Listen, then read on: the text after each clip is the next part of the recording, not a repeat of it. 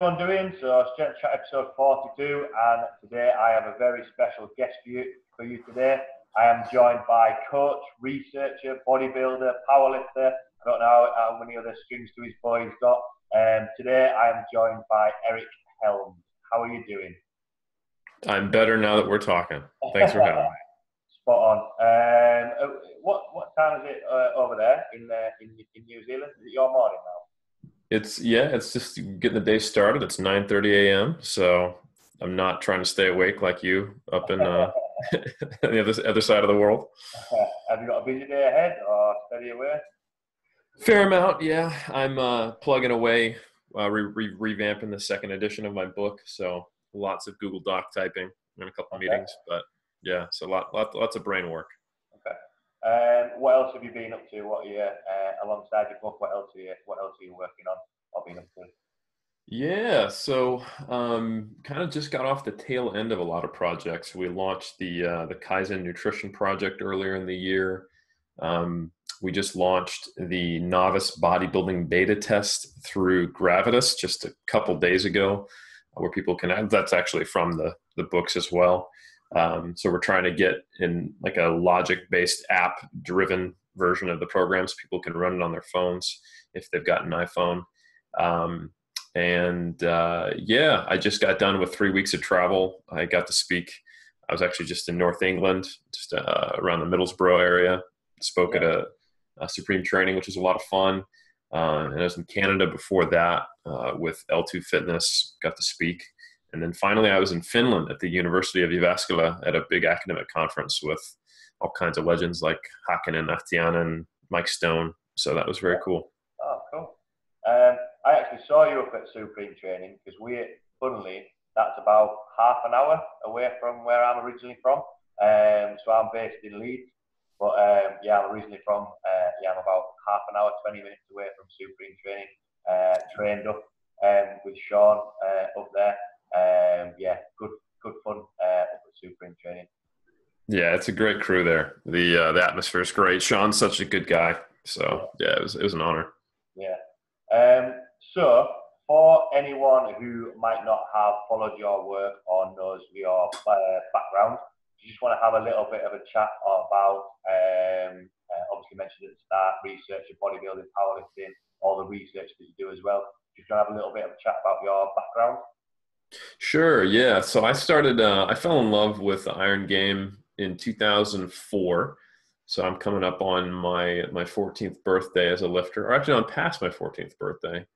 And yeah, for me, it started as very much a kind of an obsessive thing and trying to work out some issues I had going on in my life. It started sort of negative and then became something very positive. And I tend to be someone who lets something kind of really just take over their lives. So I had to find a way to make it more positive. So it became my intellectual pursuit. It became my career. It became a personal trainer a year or two after I started lifting. And then found that I needed a further outlet after I was just training for training's sake, and started competing in natural bodybuilding in 2007. And I did my first powerlifting meet in 2006, and I've been doing both since. And I even dabbled a little bit in Olympic weightlifting from 2013 to 2015, but that went as well as you might expect with a powerlifter who's 30 starting at Olympic weightlifting. Needless to say, it wasn't pretty. But nonetheless, I'm just a lover of the Iron Game. I'm a lover of being able to manipulate my body, and I like to help other people do it. So along that whole way, I've progressed my knowledge base and tried to give back, which is basically what you do at the postgraduate and then post PhD level. You're producing research and sharing things. So I see myself as somewhat of a science communicator, if you will. And more so just trying to share my coaching experiences, because I think a lot of people can have negatives come from getting into manipulating their body and nutrition. So trying to help people have a better relationship with lifting, their health, themselves, yet still achieve as high a level of goals they want. So kind of looking at that holistic, big picture, evidence-based convergence, that's kind of what I do. So was the plan to always get into research, or did you sort of fall into it a little bit? How did you get in doing more of the research side of things?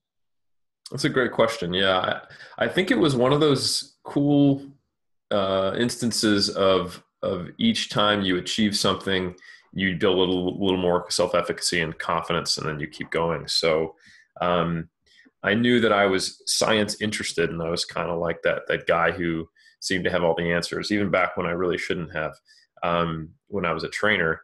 And so pursuing my education and getting certifications and being kind of the go-to guru guy was where I started out. And then it became something a little less, ego driven and a little more like pure in terms of my curiosity, and less about trying to build myself up as this guy you ask questions of who knows everything.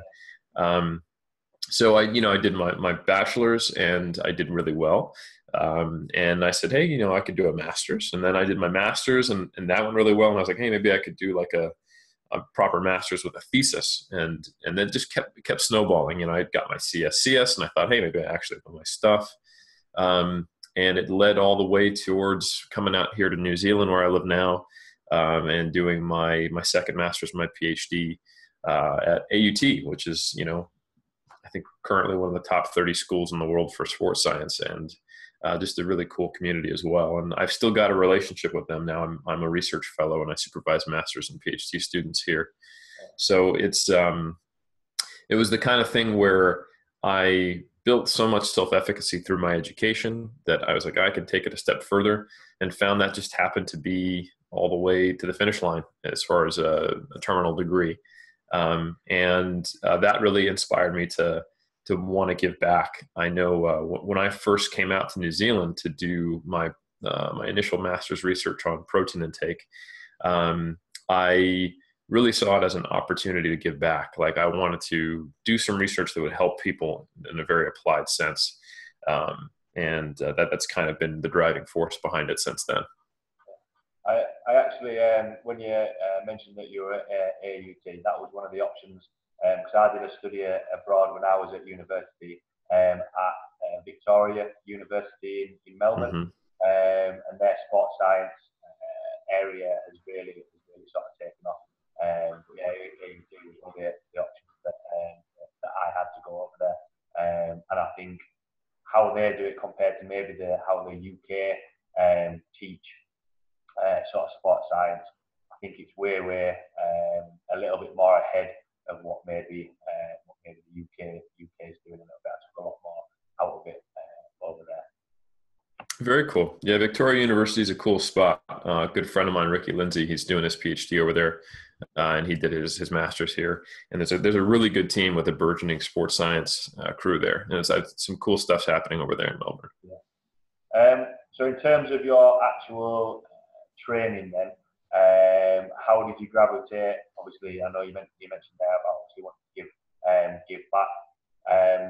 How did you gravitate towards going from a bodybuilder into powerlifting, into then wanting to become a coach?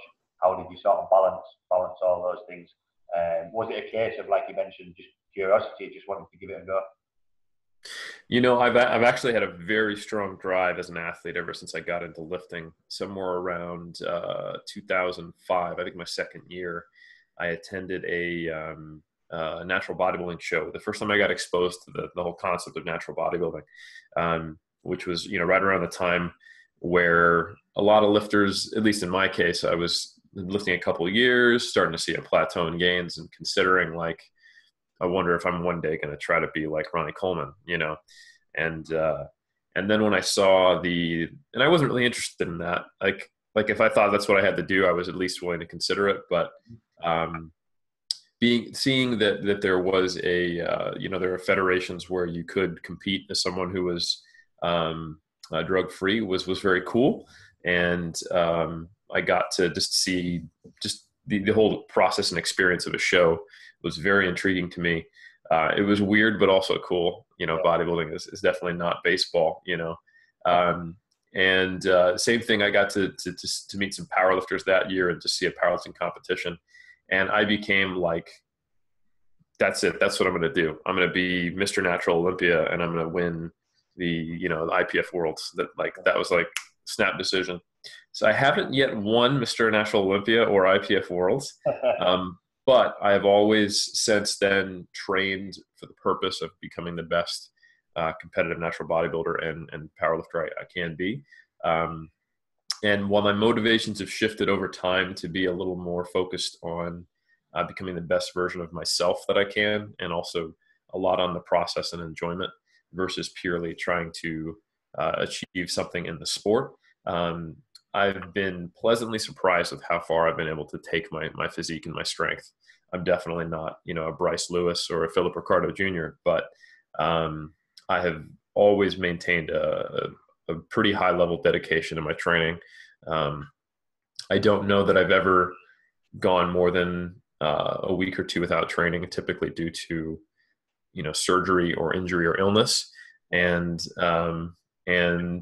it's always been at least 3 times per week, even during the hardest parts of my PhD. And I could probably count the number of days where I got less than, say, 1.6 grams per kg of protein on one hand in the last 14 years. So, yeah, it's something that I always prioritize my training and my nutrition as being very high in my life, and everything else works around that. Not to say like I'm going to skip my anniversary with my wife to go train or anything like that, but I think compared to other sports, bodybuilding and powerlifting, you can make work.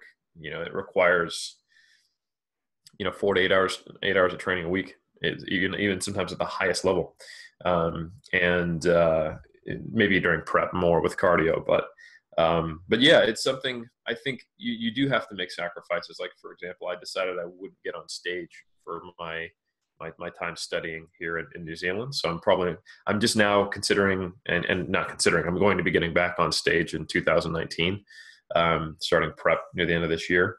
But yeah, from my last show was 2011 when I won my pro card, and I haven't competed since, except for powerlifting and weightlifting, just because, you don't have to kill yourself. So yeah, I think that's good to hear, because I know a couple of the people that I train. Some are doing masters or PhD, and sometimes the reason is, I've just got a lot on. But it's good to hear that even with traveling, with all the different things that you do, that you can find time, and it is doable. It's just like you say, just making sure that it is prioritised, and a little bit more planning ahead with it.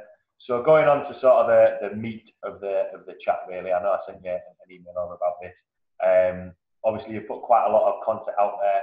Read quite a lot of it, a lot of stuff that you put out there. And one thing that I would like to talk about is volume and intensity. I think sometimes, as a coach myself, when you sort of try and explain it to people, sometimes there can be a little bit of a confusion, or people will use the words but not necessarily know what it is.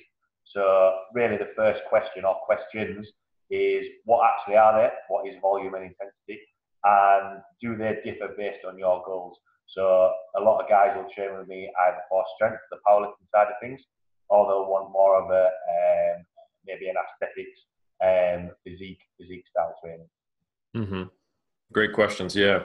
So I think easiest way to start with it is from more of a practical perspective. But volume is essentially the total amount of work you're doing, while intensity is a combination of two concepts: intensity of effort and intensity of load. So basically how much weight's on the bar or cable stack or whatever, and then how close within the context of that rep load combination are you going to failure. So if you load 85% of 1RM in the bar, and let's say that's your 6 rep max, are you doing 1 rep with your 6 rep max, leaving 5 in the tank, or are you doing 6, going to the most you could possibly do? And the combination of those two factors is what's going to dictate probably like 80% of your gains, assuming some kind of a reasonable distribution of that training stress with how you manipulate your frequency. So yeah, like you kind of hinted at there, if someone has the goal of getting more muscular or getting bigger, they're going to manipulate those variables differently. We know that for both strength and hypertrophy based on meta-analyses published in like this year and last year. And as a brief aside, a meta-analysis is our highest quality of evidence in research. It's when someone takes a bunch of studies on the same topic, analyzes them together. It's essentially a study of studies. You see a relationship between volume and strength and volume and hypertrophy, meaning that as you add sets, you get more strength, you get hypertrophy, up to the point of which we've studied in the research, which is not extremely high volume programs for the most part. So right now we know like 5 to 12 plus sets for strength seems to be per week, where you start to maximize the effect of volume on strength, but maybe higher than 12. We don't know, not enough research out there on it. And then for hypertrophy, the same value, but it's like 10 plus. So that doesn't tell you much, but it tells you something. But it's important to give a little more granularity to that. So for example, it doesn't mean that 10 sets gives you 10 times the adaptations as 1 set per week. And it doesn't even mean that it gives you twice, you know. There's what you would call diminishing returns. While there is this quote unquote dose response, it's not a linear dose response, meaning that as you do more, you get less effect of doing more. And that may or may not be appropriate for your goals. So for example, if you're a trainer and you're working with general pop clients who are only going to be training 2 to 3 times per week, telling them, hey, you know, we got to get 20 sets per muscle group here to get the most out of your body we can, is really unrealistic and probably too much for, you know, 3 45-minute or 1 hour sessions. However, if you can get, you know, 3/4 of that just by doing, you know, 3 sets per muscle group in each one of those sessions, you're getting six sets per muscle group per week. That's a lot, you know, and more importantly, it's going to make a huge difference compared to baseline. And then for strength, that relationship is there as well, but it's simply not as strong. Like if you look at the differences in that, Ralston meta-analysis is the one that I'm kind of basing this on. They broke things down into 1 to 4 sets, 5 to 9 sets, and then 10 plus. But the studies are only up to 12, so it's like 10 to 12. Yeah. And there was really only a clear statistical difference when you started comparing 5 to 12 to 1 to 4. There was non-statistical differences in the mid-range, but they just weren't that big. And even when you quantify the difference between doing, say, 12 sets to 1, it's like a small difference. It's not big. And that's because strength is very much a specificity-driven adaptation. So what I mean by that is that, like, if this is strength and you've got all these components leading to it, right? One of them is hypertrophy, which we know has a lot to do with volume. But neuromuscular adaptations, motor learning, self-efficacy, architectural adaptation, stiffness, all this other stuff that has to do with your ability to output a 1RM, which is how we'll define strength for this, are much more dependent on the loading. So practicing a 1RM, you get a ton out of just a single set. You don't need it to do a lot of volume with it. Even just a single set a couple times per week. And we have some research showing that people who work up to a max on a lift, even powerlifters, you know, a couple times per week, get similar, maybe not quite as good as a traditional periodized plan, but they get a lot of the same strength adaptations over at least a short period. So that means that you can take advantage of that. Like if your goal is purely just about getting as strong as possible, you can find an appropriate kind of minimum volume threshold and then only bump sets up once you hit a stall, or maybe when you're in the off season or you want to focus more on, you know, really honing in on that hypertrophy aspect so that you can kind of build the ceiling of where you can get. Because all these other adaptations, neuromuscular, motor skill, et cetera, they're all about kind of maximizing what you have to get the most strength out of you. While the hypertrophy is kind of like, okay, now I've got more contractile tissue. The neurological adaptations which innervate that tissue can be more if there's more of that tissue. So that's where things like periodization come into play. So yeah, big kind of takeaway is that volume's important, but it's definitely a diminishing response as you increase more. And it's probably more important for strength. And there's tons of research showing that, you know, lower moderate programs sometimes produce just as much strength as higher. Although there is that general trend that higher volumes tend to produce more strength because it's more practice and more hypertrophy. Well, obviously you mentioned there about the amount of steps that you'll be doing across sort of a working week. A lot of people will say, I run my own powerlifting club, really high volume. No, my body doesn't really respond well to that. Is it a case of that's applied to high volume has greater effects across the board, or is it actually a case that some people actually don't respond very well to volume? Because that that age-old thing of powerlifters, anything over 3 or 5 reps, right? That's it. They won't be able to. Is that true, or how individualized is it? That's a great question. And it's also all depends on your perspective on how you're looking at volume. Some people think when you say volume, they're thinking like sets of 8 plus, and they'll be like, man, I'd rather do 8 by 3 than 3 by 8, Yeah. But in both cases, that person is doing similar, if not more volume in the 8 by 3 because the load might be heavier. So if you're counting volume as volume load versus just like total number of reps or total number of sets, you can get different values.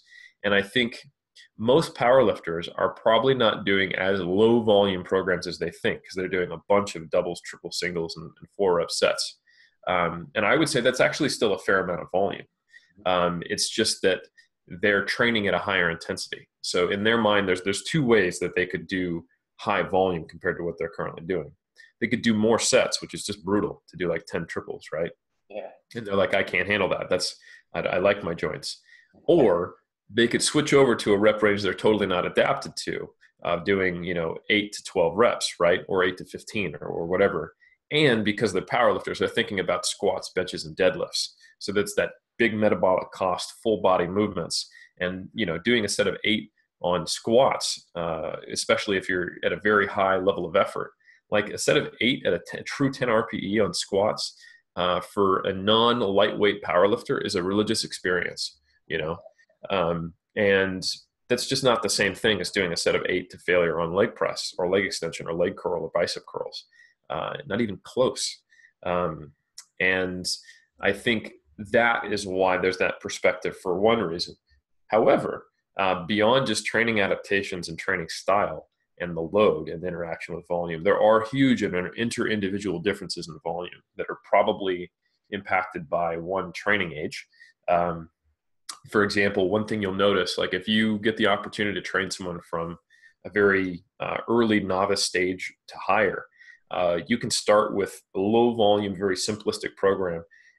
Let's just say 2 sets per muscle group and just have them train to failure. And they will keep adding reps. What was early on, their 8 rep max will become their 20 rep max at some point. And then they'll start to stall out. And you go, all right, well, we're going to up the load. We'll add another set. And you can do that again, and they'll stall out again. And what ends up happening is that you have to produce a little more volume to produce context within the amount of produced progress within the context of that program. So you'll in general find that as training age increases, relative to yourself, not necessarily to other people, more volume might be required at a certain point to keep driving progress. So training age is a part of that. But I think there's also other individual factors. Some people seem to be a high responder to each individual dose of stress. And then some people tend to be very resilient and others aren't. So for example, the people you see who thrive on low volume typically get beat up by volume, but also get a lot of an adaptation out of it. I always use my colleague Jeff Alberts as a good example. He feels wrecked when he does high volume, but he also gets a lot out of what he does. So 8 sets for him produces more fatigue, but also more fitness. It's just kind of everything's just turned up.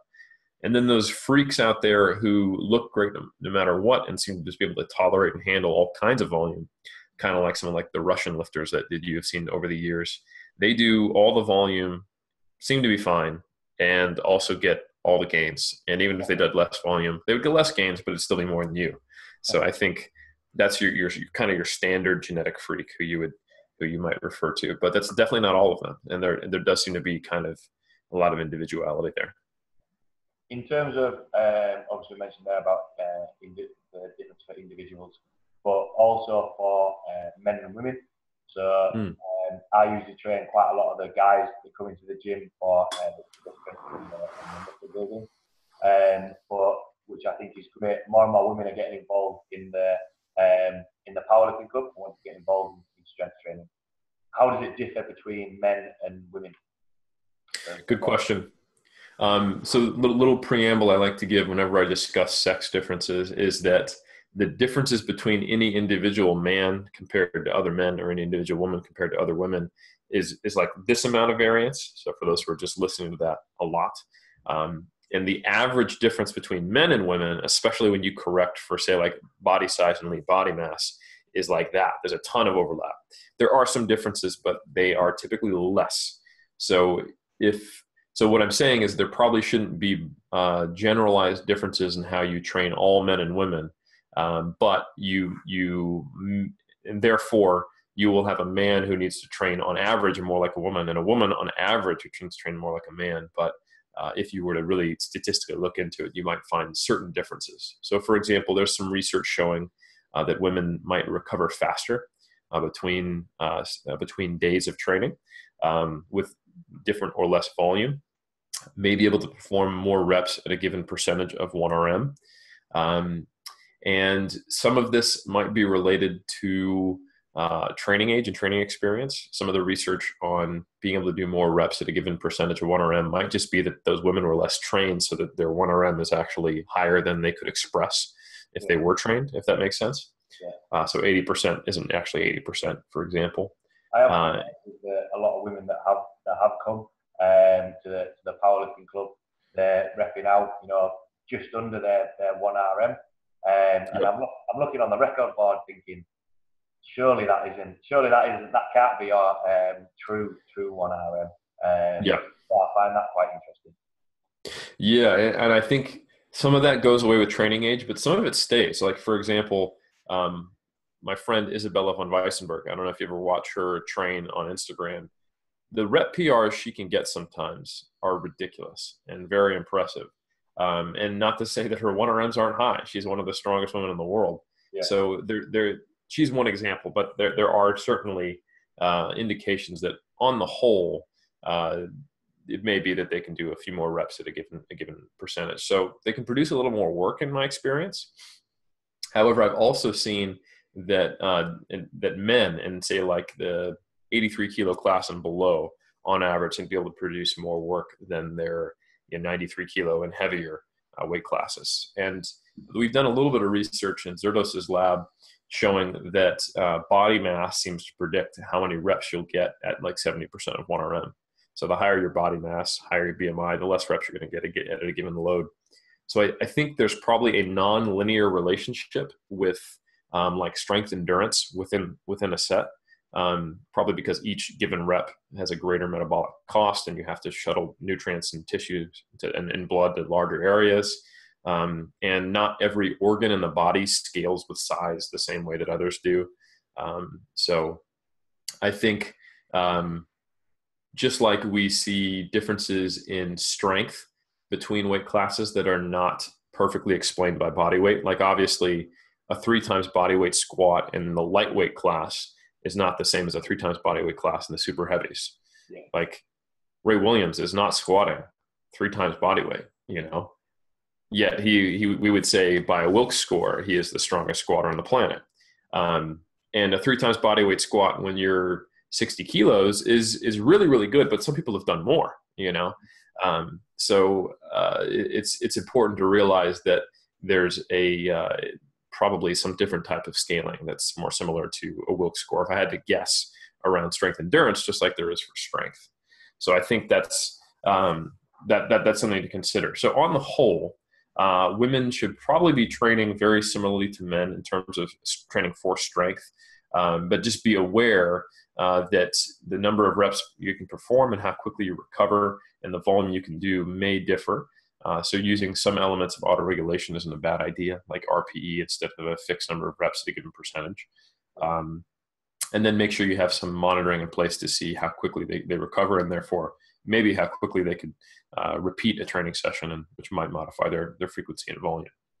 You touched on it a little bit there, which leads quite nicely into the next question I have for you, really, is what are your suggested or your go-to ways of actually monitoring volume and intensity? Because I find that most people will have an idea of what it is, or like you explained at the start, actually what it is. But I think it's a different ball game when it comes to actually monitoring it and making sure that you're not doing too much or it's a little bit too low, as you mentioned about those sets spread across the week. So, what are your suggested or recommended ways of monitoring it?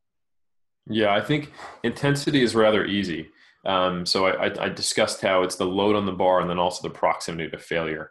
A good way to mess with this is Mike T's RPE scale, which is a modified version of the original old school Borg RPE from 50 years ago, where instead of 1 to 10 being these subjective ratings of like easy, moderate, hard, it's an inverse of how far from failure you are. So 10 is 0 reps from failure. I could have done one more rep. I couldn't have done any more load.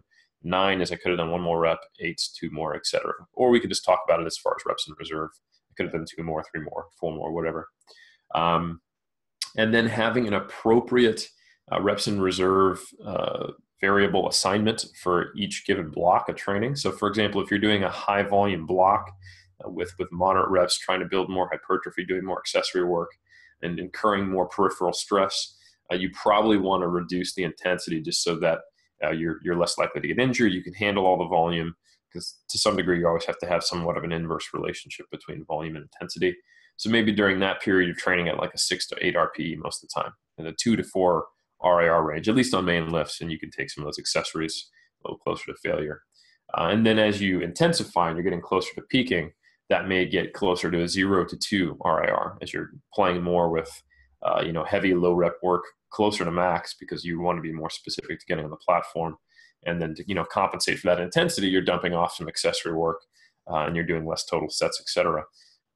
So that's kind of how you would match up an auto-regulated and therefore monitoring system for intensity with kind of your overall plan. The volume is the one that is more confusing, more difficult, and we still need more research in. But what I typically do when I set up someone's volume is I look at where they have been, what they've previously done, and how that has worked, and I go from there, which is a very subjective process. But when I don't have that data, or when that data is not clear, or they really haven't figured out what works or what doesn't, they've just been training, I normally start somewhere around the range of doing about 10 sets per muscle group. If they're a physique athlete, if they are a power lifter, that looks like roughly 10 sets per movement. And I don't give a full 10 on both squats and deadlift because there's a lot of overlap. So it might be something like 6 sets per week on squats, and then 3 to 4 on deadlifts, and then 10 sets on bench.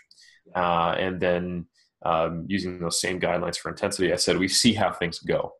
And then based on the progress, lack thereof, and subjective feedback, we'll make adjustments. And I will typically only increase volume if they seem pretty damn well recovered, which has to do with, are they able to make progress for one, so performance? Is their sleep quality still there? Are they still motivated to train? Are their aches and pains no worse than normal, but whatever you might normally expect? And all of those factors, kind of that subjective analysis, if those are all normal and they're not progressing or struggling, that's when we might, and other things are in place like nutrition, sleep, etc. Then that's when I will consider a volume increase somewhere in the range of like 10 to 20%. So it's adding a set or two per movement that is stalled. And that process is kind of continued over time, and then looks a little different if we're in a volume block or an intensity block, right? So the focus might be, because it might not be a volume related issue. For example, some people have a really rough transition from doing much with training like the 6 to 8 rep range to getting down and making a 1 RM better. So for them, it might not be a volume issue, but rather that transition's tough. So why don't we start our volume sets with a single at like a 7 RPE, just somewhere around like 90% of 1 RM. Now you're always getting to touch and feel and maintain that specific adaptation to powerlifting. Even though we're in a volume block, we're not touching any really heavy lifts. You get a better feel of kind of our fingers on the temperature of your strength capacity. And then as we transition to doing a lot more work like that, in the 6 to 8s, typically that smooths out that transitions and we can carry more over in a more time efficient manner. So I think the use of RPE and then the use of subjective feedback and performance are the main things I use to manipulate volume and intensity respectively. I'm glad I'm not going too far wrong then, because that's similar things to what I use. And yeah, when you mentioned there about don't change the volume or add it or increase it, yeah, if it's not broken, if people are still improving, there's no need to change it. And yeah, I've tried to sort of implement that as much as I can. And interesting what you're saying there about putting in maybe an RPE 7 and gradually building it, transitioning from a volume to intensity. So going on to sort of the next sort of topic that I wanted to chat about is, again, based on the volume and intensity, is overtraining and overreaching. And I think, especially a couple of people that chat to me in the gym sometimes get a little bit crossed wires about what they actually are. So just want to explain sort of what both of those are and what the differences are. Yeah, these are terms that get thrown around that in a gym, saying overtraining, overreaching don't mean the same thing as if I was to talk to a handful of sports scientists in a room, right? So in like a sports science context, if I'm hanging out with a bunch of other nerds like me, overtraining refers to overtraining syndrome, which is a point which you can reach where an athlete is no longer making positive adaptations to training. They're actually regressing, not even just plateaued. So, might see a marathon runner who's clocking all these miles and they're getting worse and worse and worse. And even when you start to pull back training volume and intensity, they're still worse. And it might take literally months before they get back to baseline and then can start training progressively again. And it typically comes alongside with psychological distress, sleep disturbance, changes in things like resting heart rate and blood pressure. If you were to do a hormone analysis, you'd see cortisol higher, testosterone lower, slightly different patterns in women versus men. And you would see greater catecholamine output, which includes cortisol, and a very different environment inside their body that basically indicates that the amount of chronic training stress you're giving them is something beyond their ability to currently adapt to. And you've pushed it so far and ignored all the signals for so long that now you have to withdraw so much training stress to allow recovery before you can then try that again. This is something that happens in endurance athletes, happens in some team sport athletes as well. I have literally never seen it happen in a strength athlete, unless we include CrossFitters. Is it seen very often in endurance athletes? Because I've read a little bit into this, and some people say it doesn't really happen. Like you were saying, it's when an athlete is pushed beyond their limits, if you like, a little bit. Does it happen very often, or is it actually a thing that's being put out there that this is what would happen if they got pushed too far? No, it doesn't happen very often, to my best understanding, and I'm not an expert in this area because I don't work with endurance athletes. But what is more common is just what's called non-functional overreaching. So if we were to kind of give these three categories, there's overtraining syndrome, non-functional overreaching, and then functional overreaching. So non-functional overreaching is kind of like the lightweight version of overtraining syndrome, where at the early stages you're starting to see a decrement in performance and a plateau, and you take a couple of weeks of light training. Let's say you run a taper or a deload, and you come back and you're no longer in the hole, but your performance hasn't improved at all. So basically, there's no benefit to that. Like you ran yourself into the ground and you got out of the hole, and then you're just right back to where you were. Functional overreaching is where you come back from that deload and you are actually stronger in the case of a strength athlete, or running your marathon faster in the case of. That's just where basically you pushed overload to the point where fatigue surpassed fitness. You dropped fatigue and your fitness maintained, and the resultant performance was higher than it was previously. And that it is at a certain point in an athlete's career typically becomes very common, that functional overreaching. The amount of overload you have to induce to see an adaptation will also suppress your performance, or at least make it more variable, so that you're pretty jacked up. And I think most strength athletes might experience this with knowing that when they did their opener practice or played with some of their numbers that are close to what they're going to hit in competition, say 3 to 6 weeks out, they were grindy reps. Some of the reps got missed. You freaked out. You talked to your coach, and he's like, don't worry, we're tapering. And then when you do that same lift as your opener, you blow it out of the water if you did things right. And if you got pinned by your opener, then that might have been non-functional overreaching, right? Yeah. To answer your question more directly, overtraining syndrome, very rare. Literally never seen it in a strength athlete unless we're talking about a bodybuilder in prep, and it's heavily influenced by the nutritional side and the concurrent training they're having to do as far as cardio, or CrossFit athletes who are they're strength athletes, but they're also a lot more than that. They're also anaerobic and aerobic athletes. So the combination of factors there is typically what tips them over the edge. And I would also say that it could occur in strength athletes, but typically something else goes before this generalized systemic inability to adapt. And that's like a hamstring tear, or just mental burnout, and the person says, screw it, or, muscle strain or something. Typically you'll see just an injury that gets in the way, because the intensity is so high relative to the forces that are happening when you're just moving your body at a moderate pace for 26 miles. Yeah. So that's quite interesting, because you do see especially powerlifters sort of at the top end,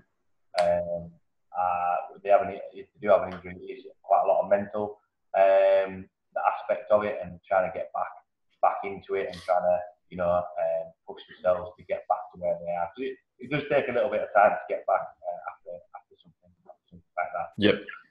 Yeah. I think if you don't mind, I think the important question for strength athletes and bodybuilders is not, am I overtraining or not, but am I doing an appropriate amount of volume, which is going to get me the most sustainable long-term progress with a low risk of injury. The mistake bodybuilders and powerlifters make is they often ask the question, what is the fastest progress I can make right now, which often results in doing more volume than they're currently doing.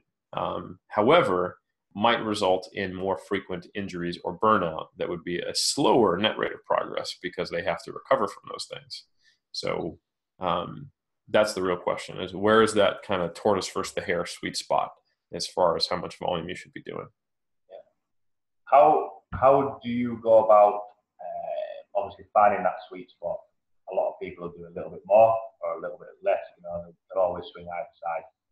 How do you prevent, or what is your recommendation to prevent sort of those things going wrong? Do you have any sort of, if you try and stick to these fundamentals, you won't be going too far wrong? Yes, you might be outliers either side, but what's your sort of foundations to help prevent this?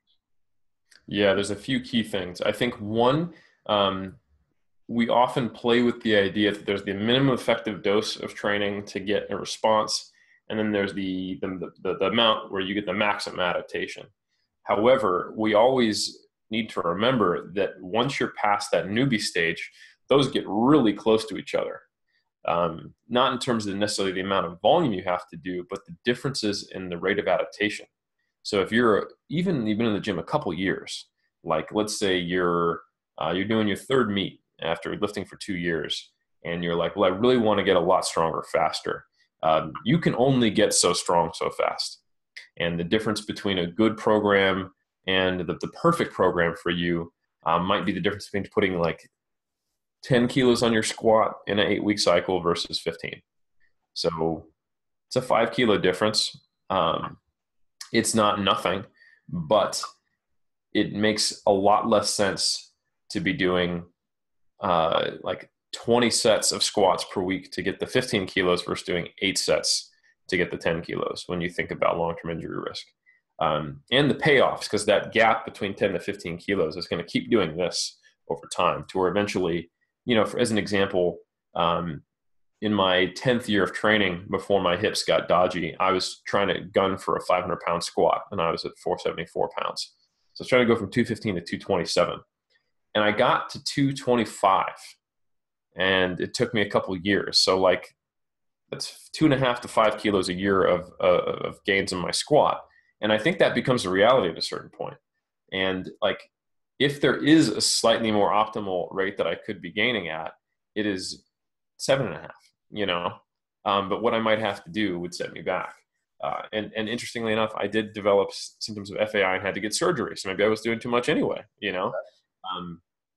So I think the way to look at it is once you're a well-trained lifter, progress indicates you're doing enough right. And the minimum effective dose shouldn't have such a negative connotation. If you're progressing at all at a certain level, you're doing enough right. And I think you should probably only increase your volume when you're not progressing. That's my advice to true strength athletes. You know, only in the first like maybe year and a half of training where you're still a noob, could you actually shoot yourself in the foot by just doing like 1 set per week when you could be doing more.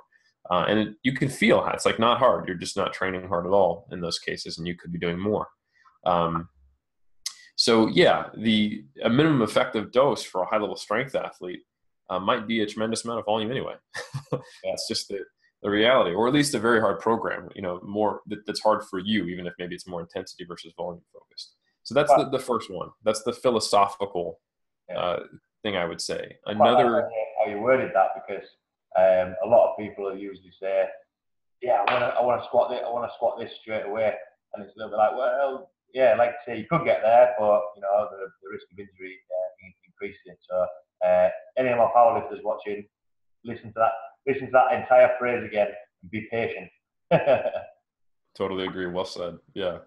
And then as far as some more practical rules of thumb, I think if you're using a system of repeating a week or something similar to the last week, or your microcycles are at least similar looking, and then you intersperse your mesocycles with deloads, or if you take reactive deloads in response to when a microcycle is really the last microcycle, oh, that really beat me up, I should do a deload. If you find that you need or probably would take a deload if your program didn't say to do something different, more than like every 4th week, that's probably not a very good ratio of stress to stimulus. Like if every other week you have to take a deload, that's too much in that microcycle, right? Yeah. I would say that's even true like if every 3rd week you've got it. If like you do 2 up, 1 down, like a true deload, not just like a light taper or a test week or something. Like you need to purposely dial things back because you're jacked up and you need to dump fatigue so you can actually progress again. That's too much because that's just not the appropriate amount for you to be able to have more time spent generating adaptations than recovering from the training to get those adaptations. Good points on there. Yeah, I think that was it. I think that was explained quite well of the fundamentals, not to stop prevent that. Awesome. So for the this is mainly because I looked at it a little bit more when I emailed you, and as well there'll be people doing different types of programming. You mentioned about the RP, and obviously mentioned the percentages.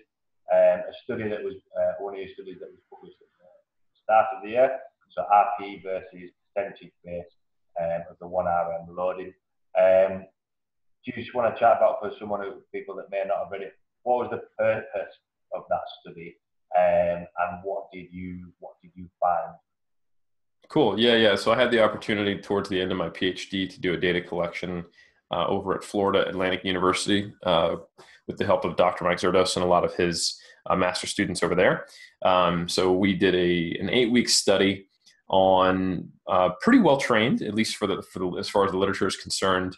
If you look at the 1RM bench and squat values in these individuals, males, in 2 different groups, the number of sets, the number of reps, exercises, rest periods, days per week, everything was matched between them. The only difference was that one group used percentages of their pre-test 1RM, and the other group used a RPE bracket with a given rep target that should roughly match what those percentages are supposed to be from a percentage 1RM perspective. So as an example, the percentage 1RM group in, let's say, 1 week might be doing 3 sets of 8, 3 sets of 6, and 3 sets of 4 on Monday, Wednesday, Friday, with squat followed by bench on each one of those days with that setup. And they might be at 70%, 75%, and 80% of 1RM in that given week. On the other hand, the RPE-based group might be doing 3x8, 3x6, 3x4, except they'd be at a 7 to 9 RPE. So if the RPE fell below a 7, we would increase the load. If the RPE fell over a 9, we would decrease the load. And if it fell within that bracket, they could adjust the load as they wanted, so long as they wouldn't go outside of that range. So essentially what we were comparing was the attempt at individualizing load via RPE compared to using a percentage of 1RM. Now, a big disclaimer up front when I discuss the differences between groups is that from a pure null hypothesis testing, p-value based comparison, which is the standard and probably should be the primary way you look at studies, there were not significant differences between groups. When we look at the effect size differences, and I would, if I could go back and do it again, I would analyze the effect sizes slightly differently. This is a silly academic point, but I would use the standard deviation of the pretest, not the standard deviation of the change. As more debate in the science community has happened, we think that's probably more appropriate. But even if you were to analyze it that way, there would be a borderline trivial to small effect size difference for the squat between the groups. So it does seem like there was a very small indication that perhaps, this is just one study, an RPE-based loading group would make slightly better gains over time. And this does make sense, given that if you looked at the training variables over time, we tracked RPE in both groups. We just didn't use RPE to modify the load in the percentage 1RM group. So for example, they would do their set of 8 at 70%, and I'd say, hey, take a look at this chart. How did that feel? And they'd go, that's a 5 RPE. Yeah. And we wouldn't change anything. We just go, great, and we write it down. So what happened is that essentially the percentage 1RM program held them back a little bit. And if you look at the average RPE throughout the study, it was like 5 to 6. So it didn't, basically they got stronger at a similar rate to what the percentages were supposed to be increasing. Mm-hmm. Meaning that the RPE, while in the RPE group, it started around 5 to 7 and went all the way up to 8 to 10. And by week 7 and 8, it just stayed at like 5 to 6 for the percentage 1RM group. Because as they got to doing, triples with 90% of their pretest 1RM, that was no longer 90% of their current 1RM. It was something like 82% or something like that. So there's easy triples. And so therefore in some cases, the total tonnage done in certain weeks and the estimated percentage 1RM, if you use their post-test value, was higher in the RPE group, right? So in the RPE group, if you looked at their pre-test values and what loads they were training with, it was pretty normal, like in week 6 and 7, for them to be doing like triples with over 100% of their 1RM, right? So they might have pre-tested at 140 kilos on squat, and they're doing triples at 142 in week 6, while the percentage 1RM group was capped at like 136, 90% of that. So essentially they got to train heavier on average. And that might be kind of what was leading to some of those, the slightly better leanings towards adaptations. And it'd be interesting to see how this played out in the long run. But both groups effectively gained a lot of strength. Both groups increased hypertrophy. There were no differences in hypertrophy between groups, which kind of goes back to our earlier conversation in terms of, volume being more important for hypertrophy, but, intensity being a key variable for strength. So it's, if you do the same amount of reps and there's only slight differences in load, it's probably no reason why you'd expect to see differences in hypertrophy, especially when it's all moderately heavy, so you're getting a decent amount of recruitment from the word go. So yeah, I think the big take home message is there's absolutely nothing wrong with a percentage 1RM based system, but there's also nothing wrong with an RPE based system. And if we had to say which one was slightly better, even though we don't have strong sets to back it up, the RPE-based system did allow people to train heavier throughout and seemed to result in perhaps a small difference in at least the squat. I found that quite interesting because it is it is a topic that people are sometimes a little bit unsure of. What are your thoughts on where does the research have to go for it to find a few more answers, or what do you think going forward can be done to sort of give a little bit more of not a definitive answer, but to see if there is any much differences between it?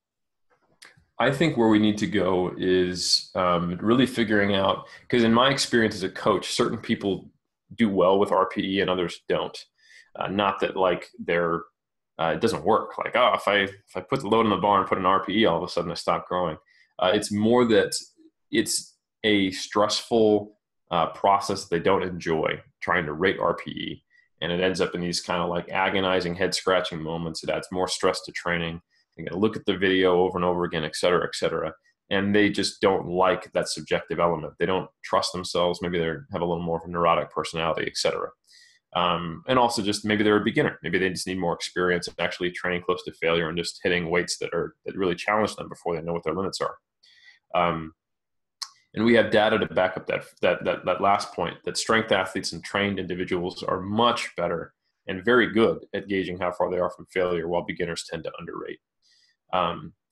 But I would love to see more research to figure out which people do well and enjoy tracking RPE, and which people don't like it and dislike it, and what personality traits predict that. Because if then we can say, right, this tool is better suited for you, then we might see those differences magnify. We wouldn't just apply RPE to everyone. We would apply RPE in a study to the people who seem well suited towards it, and then do a crossover where we flip it. And I bet we would see better adaptations in the people who are more suited towards RPE, just because training wouldn't be more stressful than it would be otherwise. And I think that actually would make a difference.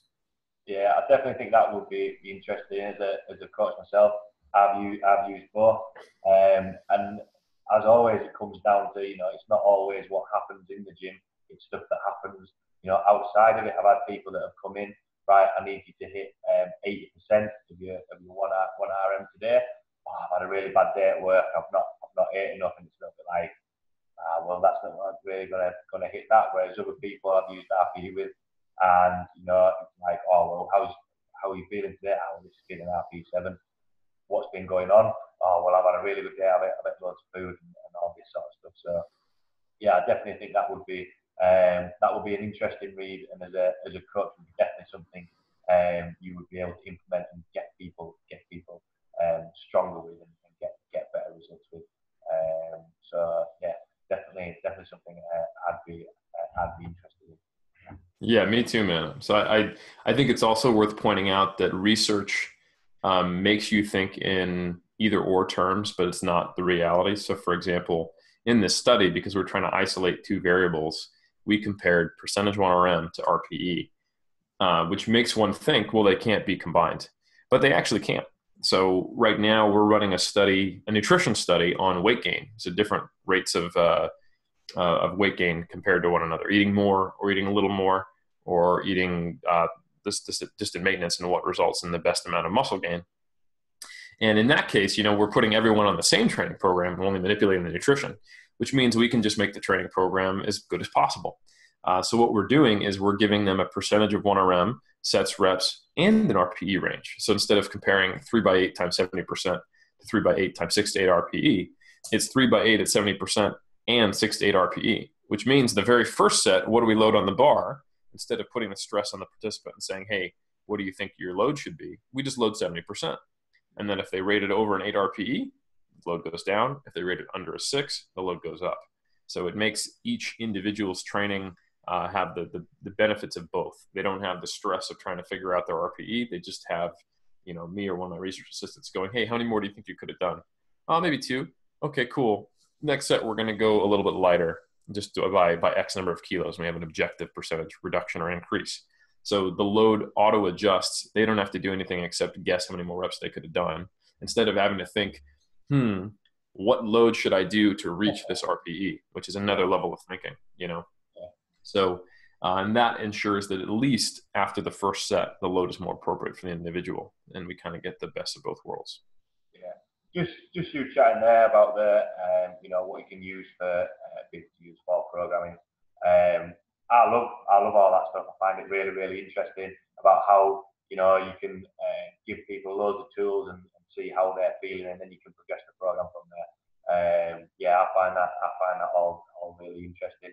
I am in the process of trying to being able to use the RPE and the percentage together. Quite a lot of people I train are sort of beginners to intermediates, so it's a little bit more. I don't want to give them too much, just because, like you were saying before, as beginners, they might not be able to, they won't really know whether that's going to be really, really how much more they've got. I find that quite interesting. The entire conversation, I've really enjoyed. What would be your? I know we've covered quite a lot of stuff there, but what would be your take-home points from everything we've chatted through today, if you were to sort of sum it up? Absolutely. So, easy way to quantify volume is the number of sets in a given rep range or intensity zone per week. For my aesthetic brothers and sisters who are trying to get big and jacked, you can count anywhere in the 6 to 20 rep range. If that is a moderate difficulty, say an RPE higher than 5, that can be the way you quantify volume. For people interested in strength, you probably still can also count number of sets, I should say, but it might be in the 1 to 5 rep range. Knowing that if you do a bunch of singles, doubles, and triples, you're not going to get the same amount of hypertrophy as if you're doing 4s and 5s, but that through different mechanisms, they'll both probably produce a similar amount of strength. And that the amount of volume you should be doing is going to be dependent on how heavy you're going. So if you're trying to do 10 sets of triples, that's going to be harder, and you probably will have a lower volume tolerance, or at least your joints will. And that you probably don't need to worry about true overtraining syndrome. But if you are having to run a deload more than every third week or fourth week, I should say, and if your performance is quite variable, you feel burnt out all the time, and when you deload, sometimes you're not even stronger than you were, maybe you need to rethink the total stress you're putting through the system. And your overreaching, if you do it at all, should be functional. After deloads or after tapers, you should come back stronger than you were, not just barely crawling back to being able to train again, or that would be non-functional. As far as manipulating volume, I would only increase it when you're not progressing. And as far as manipulating intensity and monitoring and regulating it, I think it's really useful. If you've never used RPE before, just start recording how close to failure you are. How many more reps do you think you could have done? Record your sets to help you make those ratings.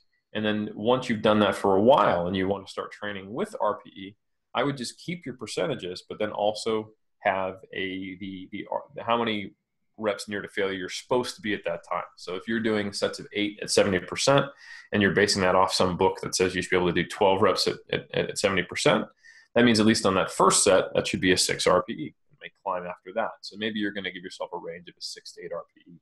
And then if that first set, you felt like you could do way more than 4 or way less than 4, modify the load slightly. A decent rule of thumb is go up or down about 2% for every half RPE off you are, or 4% for a full RPE.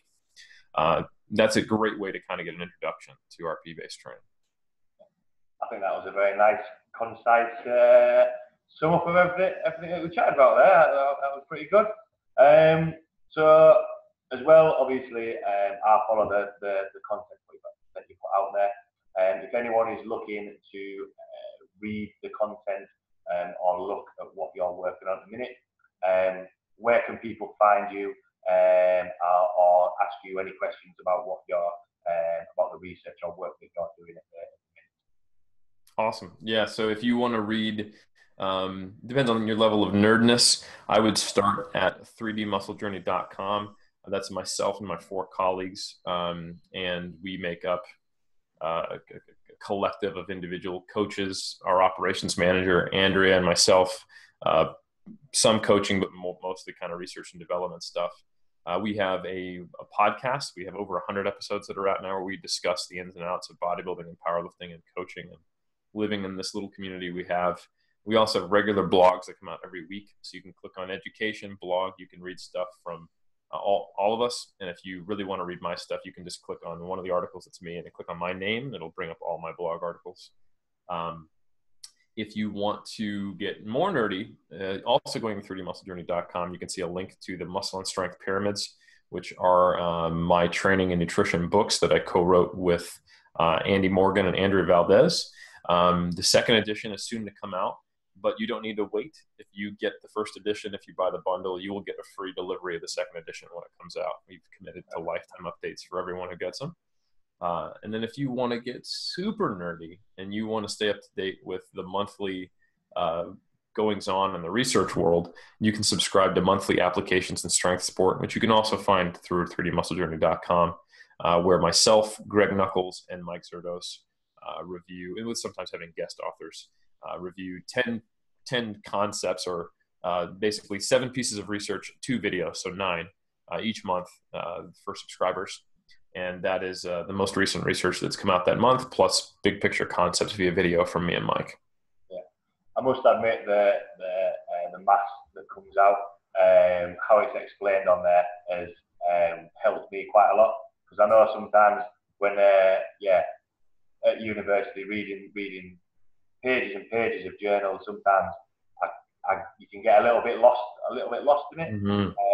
But yeah, for anyone listening, anyone watching, I would definitely point you in the direction of the math, especially if you want to look a little bit more at the science behind things, because I know I definitely enjoy looking at and picking out the things that sort of help me develop as a coach as well, and make sure that what I'm actually doing is actually backed up, and I'm not just doing it for the sake of doing it, which I think is pretty cool.